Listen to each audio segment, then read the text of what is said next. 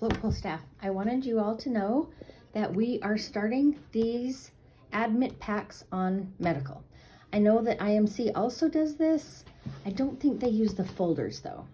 So any of you that are floating to medical, anytime you admit a patient to the medical floor, you will use this admit packet. So inside it, the first thing is this little trifold cardboard thing. It talks about all of the scrub colors that they'll see while they're here. So it's super important that you are wearing the correct scrub color. That means no hoodies over the scrubs. So then people will know who you are. It also has this really nice picture of our hospital. Talks about the visitor policy. Here on the back, talks about the call light, how people can contact them, how to order their food. It has a URL number that they can bring up the menu with. So this will go on their bedside table. And then on this side, this is the packet that you will go over with them when they get here. So it talks a little bit about the medical unit. It talks about expectations they can have.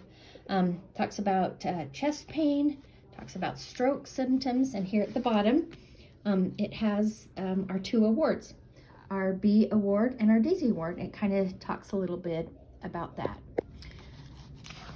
The next page is really important. This is our falls education for patients and family. So everybody that comes, we want you to go over this and have them sign and date it. This stays in their room to remind them that we talked about falls and we talked about how important it is to keep our patients safe. The next page is a TV channel guide. So everybody will have one right in their packet. And then the last page is part of the menu. It doesn't have any of the things that are offered on the menu, but it's super frustrating to people if they're on a special diet like is listed here, and then they order food and they can't have it. So we just left this part and hours of service, guest trays, how to order, and then if they want to use the URL code here, then they can get the menu. So your job is to go over this packet. Should only take maybe a minute when they admit.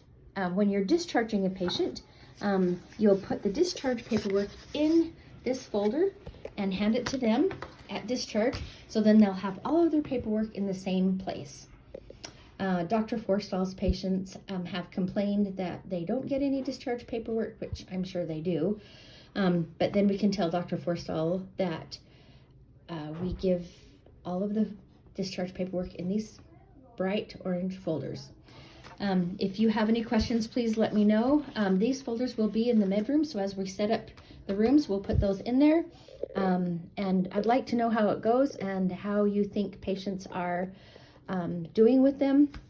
Thanks again for all you do. Talk to you later.